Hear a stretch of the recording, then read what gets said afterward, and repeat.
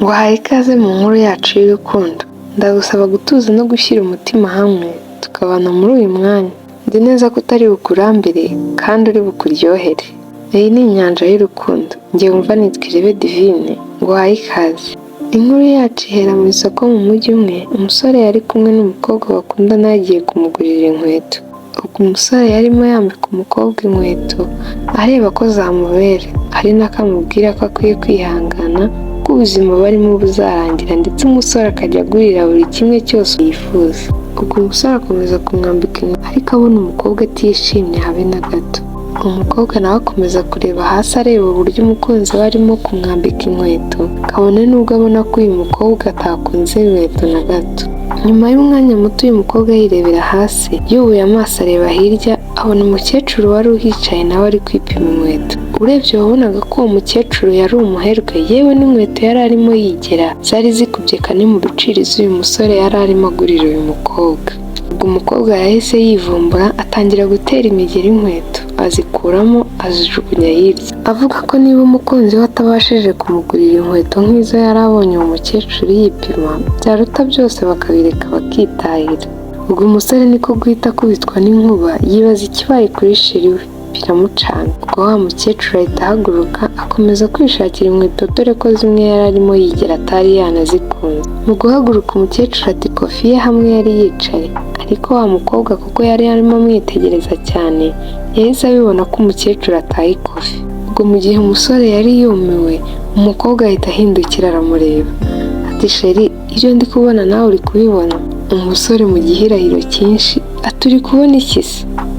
Ubwo umukobwa ahita amwereka ikofi ya wa mukecuru aho yari yicaye. Umusore ati hanyuma se kunyereka isakame bite? Umukobwa ati iriya ni isakame y'amafaranga, rero ntubure ubwenge. Umuhungu arumirwa ati ariko jye sindi umujura. Umukobwa ati sheri, uyu niwo mwanya ubonye wo kunyereka urukundo nkunda. Mike, aya mahirwe yakoreshe neza. Uyu musore yitwa Mike. Mike biramucanga, abwira umukunzi we ko ibyo bintu ari ubusazi bukomeye atabikora. Umukobwa aritonda yitegereza Mike mu maso ati Mike, urabizi nutabikora. Ubwo umukobwa ahita arekerera aho, nyamusore yibwira uko biri bugende. Ubwo Mike arahaguruka ataha, nta kundi reka mbikore. Mike yateye intambwe igana imbere aho yasakame yari iri. Ageze imbere yarahagaze areba inyuma yitegereza umukobwa, arangije arongera atera intambwe agana imbere, ariko ubona ko ibyo arimo gukora bikora kubera agahato. Umusore yageze kuri yasakame, umutima umubwira uti yifate, undi atereka kwanza avurira ubusa. Mike yahise yunama afata yasakame, akiyikoraho yumva inyuma y'umuntu aramusoje ati bite musore? Yunamutse afite yasakame asanga ari wa mukecuru wari uyitaye. Mike yahise amusubiza ko ari byiza, ati ahubwo mwari mutaye isakame yanyu. Umukecuru yarishimye cyane ati urakoze cyane rwose, ahubwo se nagushima. Umukecuru abaza Mike, ariko wabonaga ko uyu mukecuru akuze rwose ku buryo yabyara n'uyu musore. Umusore ati oya, abivugana igihunga. Ubwo ibi byose niko wa mukobwa bakundana yari arimo kubyitegereza, umutwe ukamurya yibaza niba umusore bakundana ari muzima cyangwa yarasaze. Ubwo wa mukecuru akora mu isakame akuramo business card ayiha Mike ati uzampamagare cyangwa unsange kuri ofisi mushimire. Ubwo Mike arigendera na wa mukecuru ahita ava aragenda. Nuko sheri we ahita amusimbukira amubaza niba ari muzima cyangwa afite ikindi kibazo. Ati wowe umuntu arashaka kugushimira ukanga uzi ko yari buguha amafaranga menshi tukayakemuza ibibazo byacu. Akiri muri ibyo Davina ahita afata inkweto zihenze cyane arazizana yegera Mike ati niba koko unkunda bwira uriya mukecuru angurire zino nkweto. Ubwo Mike yajya kuvuga Davina agahita amuca mu ijambo ati oya, ndavuze ngo mubwira ngurire izi nkweto. Mike waba waramaze kuba imbata y'urukundo, ubwo ahita asohoka akurikiye wa mukecuru. Kubw'amahirwe asanga wa mukecuru atarasohoka, ahubwo akirimo kwishyura ibyo yabuze. Aramubwira ati pardon tanti, ko wanyemereye ko uraza kunshimira, waretse nkagusaba serivisi. Ubwo wa mukecuru atereka ibyo yari afite hasi, ubundi ahanga amaso Mike. Ubwo nyamuhungu amusobanurira ko ari kumwe na girlfriend we, ndetse ko yakunze inkweto yari afite mu ntoki. Ubwo rero niba atamugoye yamushimira azimugurira kuko we nta mafaranga ahagije yo kuzigura yari afite. Ubwo atarakomeza byinshi wa mukecuru ahita azimwaka, aziha uwamubariraga amafaranga ari bwishyure, amubwira ko nazo ari buzibariremo. Umukecuru amaze kuzishyura ahita azisubiza Mike.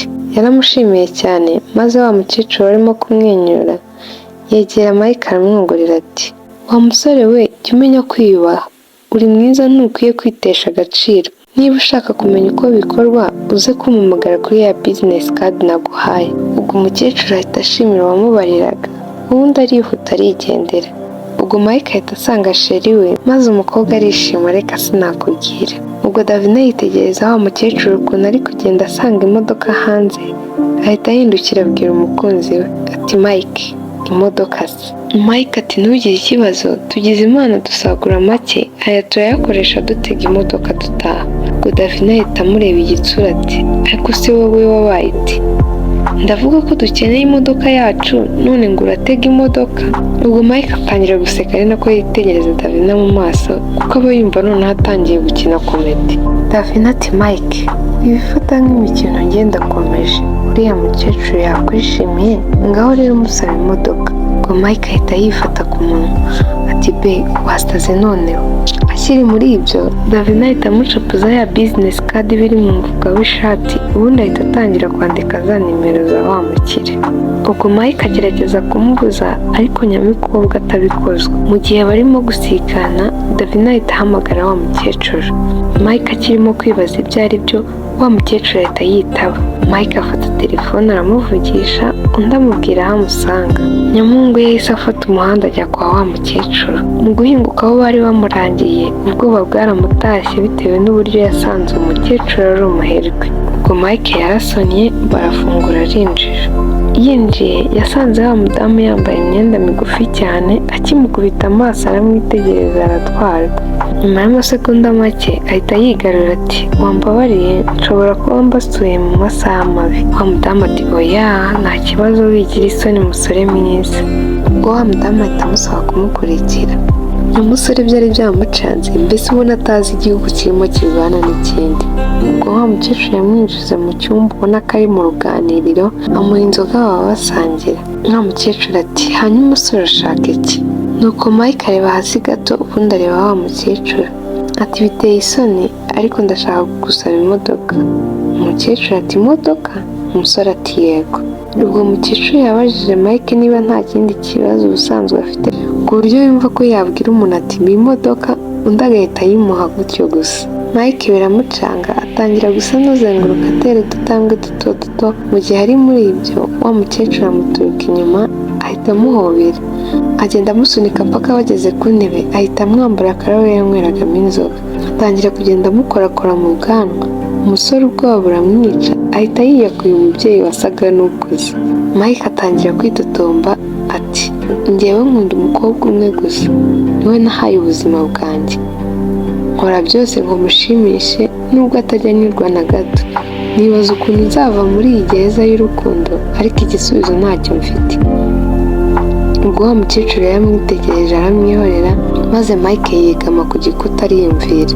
Nyuma y'umwanya muto yiyumvira yahise agaruka ameze nk'uwariwe n'amavubi ati noneho ubu ngiye gukora ibyo nanjye nshaka bwa rimwe. Niko guhita aterura wa mukecuru amujyana mu cyumba ahita akinga bararyamana. Mu gihe uyu musore yari arimo kwambara barangije ibyo barimo wabonaga ko atishimye habe na gato, ariko umukecuru we akanyamuneza kari kose. Bahise bumva hari umuntu uri gukomanga ku muryango wa salo kuko Mike yari amaze kwambara yahise ajya kumureba. Agikingura yasanze ari Davina umukunzi we. Mike abaza Davina uburyo ageze aho ngaho ariko umunyamukobwa yari yisize insenda. Niko kumubaza impamvu yatinze niba atarimo kumuca inyuma. Undi nawe amubwira ko atakora iryo kosa. Bakiri muri ibyo wa mukecuru yahise ahinguka asanga batongana ati musigeho mwe gutongana. Yegera Mike ati musore mwiza, uyu mukobwa ntagukunda habe namba ahubwo yikundira ibyo utunze. Atararangiza kuvuga Davina yaramukuyemo iyo kotsa maze wa mukecuru asubira inyuma gato ati muko uramenye ko witwara hano n'iwanjye. Davina ati niba ari iwawe wamaze winsebya nkumva. Ubwo umukecuru yahise akora mu mufuka akuramo urufunguzo rw'imodoka nshyashya arangije abaza icyo ari buhitemo hagati y'imodoka n'umukunzi we. Davina yarashyuhaguje abura ayacira n'ayamira, maze Mike ati be ntabwo wabikora. Bakiri muri ibyo ubwo wa mukecuru yatangiye kubara ageze kuri 2, umukobwa ahita amushikuza urufunguzo. Areba Mike atangira kurira ati Mike ndagukunda ariko sinareka imodoka. Umukobwa yahise yirukanka arira ajyanye n'urufunguzo.